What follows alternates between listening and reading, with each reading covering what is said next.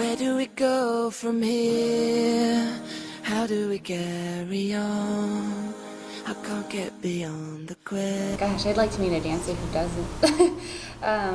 When I was 14, I had bone chips in my ankle, and it was called an osteogonum, and basically it just from overextending my foot, my arch in a point shoe and pressing over, and somehow it got into my muscle in my ankle, so they had to go in and take that out. So that was 10 years ago. That's probably the major one I had. But yeah, I've had back problems all my life, and just comes with the territory, though. So.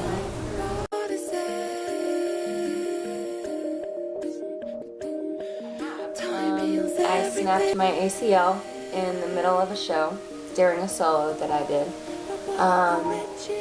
and you have to make it to where the audience can't tell that anything is wrong. So you have to fake through it, and then, you know, at a certain point in time when it's best, make your way off stage. And if you're able to go back on, you do so. If not, then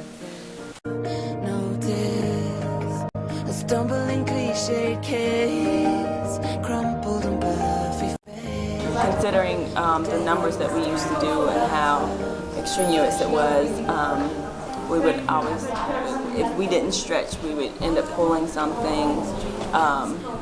Things like, you know, whether your leg is straight, and just the little things could mess up a person's leg and make them be out for a month or possibly never dance again.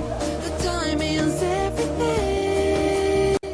Your structure has to be fit, and not just for dance but for life. So flexibility is essential, but also stability in the joints. You just can't be flexible enough alone, because there are some people that are so flexible that their joints have no stability whatsoever.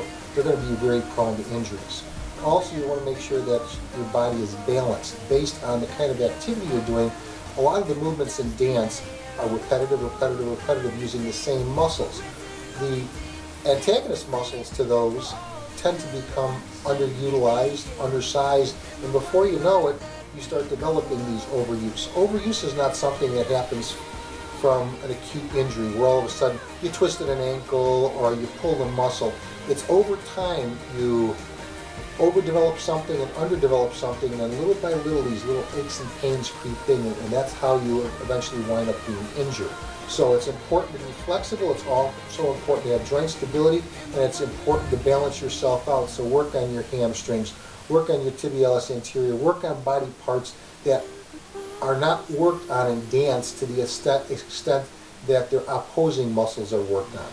Time heals everything.